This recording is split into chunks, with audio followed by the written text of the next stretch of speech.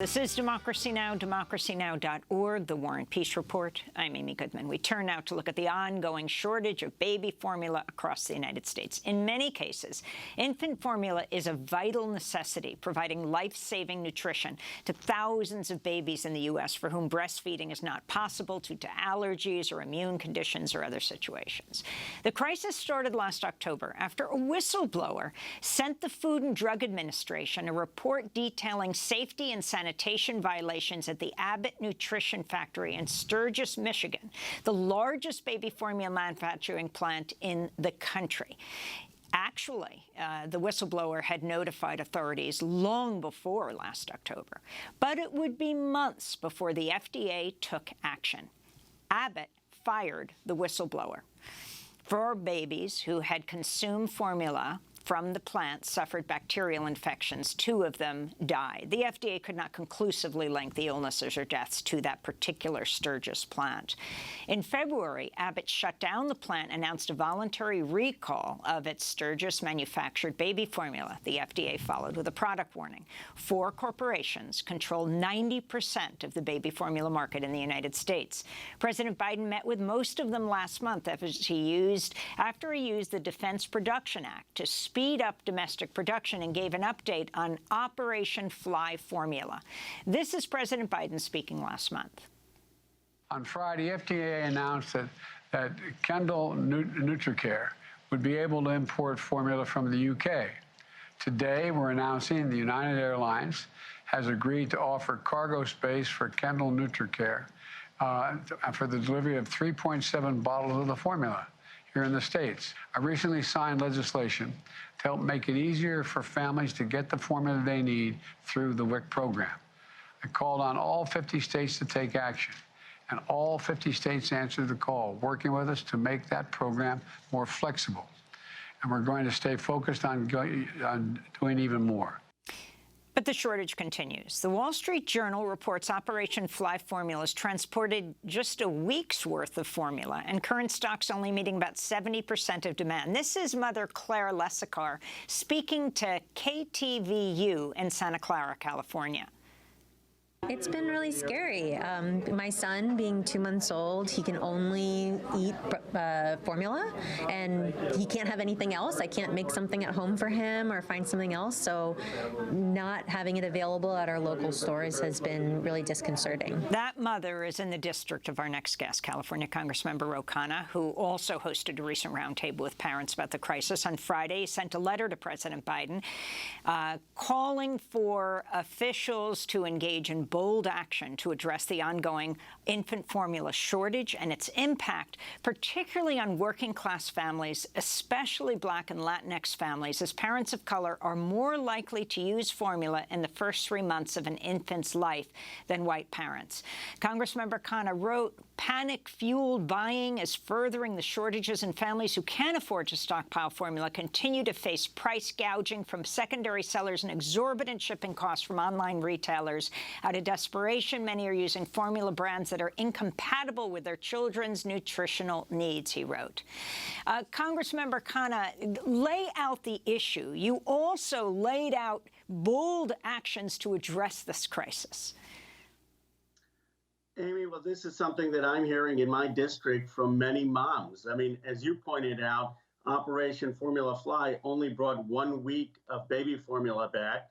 There is massive concentration in this industry. That's the root cause. Why is it that only 4 companies are producing the baby formula? There should have been antitrust action a long time ago. But going forward, there are a few key things we can do. First, you could invoke the Defense Production Act, not just to provide the supplies to Abbott. That's what the president has done. You could actually invoke the Defense Production Act to start manufacturing baby formula in this country. That's what Roosevelt did when there was shortages of production. They should be producing more baby formula, not just at Abbott, but at other facilities. And that is something that we've called on the president to do. Second, the president could buy baby formula from the global markets. Right now, they're simply transporting it. They aren't actually buying in the global markets baby formula to have the stacks in the United States shelved. And third, they should say that if baby formula is safe for European babies, it's safe for American babies, the FDA could do a lot more in providing that clearance. So I applaud the president for taking steps, but it's sort of what happened is there was news made, there was an Oval Office address, and then everyone forgot about it, other than the mothers who still have to feed their kids.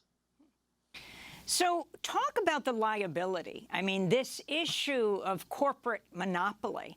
I mean, you have a whistleblower. First, we thought it was last October that the whistleblower sent a warning. It involves both the federal government, the FDA, and also Abbott, because after the whistleblower sent, it seems like another warning, ultimately that whistleblower was fired.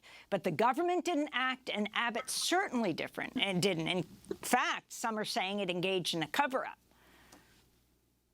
Well, absolutely. The record shows that Abbott engaged in very, very questionable behavior. I mean, there has to be accountability. Why was the whistleblower fired? Why did they not take action sooner, as you point out? But the broader question, Amy, is why is it that we're so dependent on one or two manufacturers in this country? It shows this is a problem not just in baby formula, it's a problem in so many industries around this country. There are 2 or 3 or 4 major suppliers. They control, as you pointed out, 90% of the market share here in baby formula. And that puts American consumers at risk, both at risks for the type of severe shortages we are seeing now and at risk for higher prices. So long term, we need antitrust action to make sure there are many more players in the baby formula space.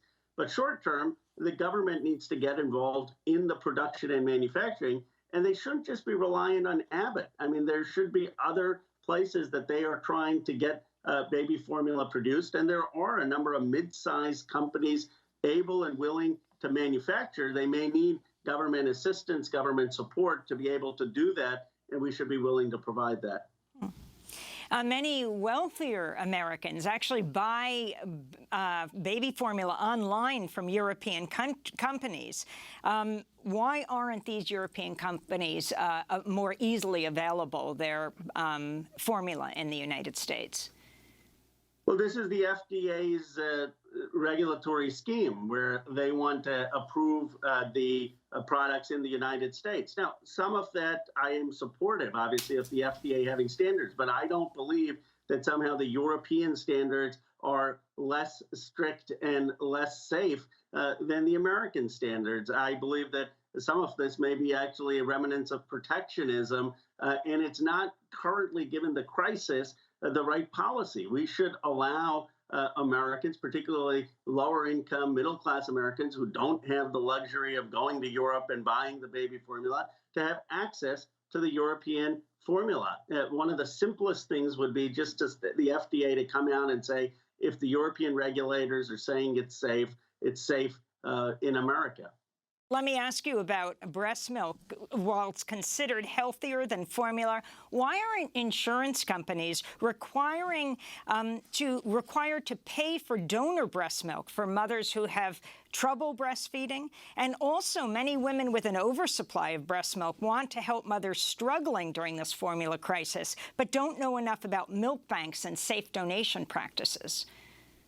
Those are very good points, Amy. The insurance companies should be paying for donor breast milk. The insurance companies should be paying for anything that's going to get mothers the milk, whether it's formula or breast milk for their kids. And we need to do a better job of publicizing the donor banks and where mothers can get this assistance. I mean, one of the ironies here is you've got stories of mothers driving around finding formula, having their relatives drive around, and of course gas is $6, $6.50, and so it's compounding the hardship on them. Finally, I want to switch gears and just ask, because of the January 6th insurrection hearings, do you think President Trump should be criminally charged? I believe that the January 6th committee should send a referral to the Justice Department. That's not for me to say, but I will say this. It's not enough for the Justice Department to just prosecute the individuals who showed up on January 6th. They need to hold accountable the people who tried to overturn our democratic results by having fraudulent schemes questioning results that were totally valid. And I'm hoping that the accountability will go up the food chain. Merrick Garland, you think the Attorney General is moving too slowly? I would like to see there be more accountability for people at the top. Look, I understand his job is difficult, not from a political perspective. I think he wants to make sure that when he indicts, he can convict. And no prosecutor wants to indict and then have an acquittal, which would be even worse than not indicting. So I've given him the benefit of the doubt, but I think there will be a lot of dissatisfaction in this country if the only people charged are those who were caught up in a mob for a day, went there and engaged in the insurrection, and the people who were actually plotting the overturning of the results are left without accountability. Khanna, we want to thank you for being with us, Democratic Congressman from California, speaking to us from Fremont. And, well, we move from Roe to Roe. Well, that is, with the overturning of Roe v. Wade, the battleground for abortion access now shifts to the states. Even as the U.S. first faces the worst rates of maternal mortality among all rich nations, with Black mothers facing 3 to 4 times the mortality rate of the national average. We'll speak with the directors of a new documentary called Aftershock. Stay with us.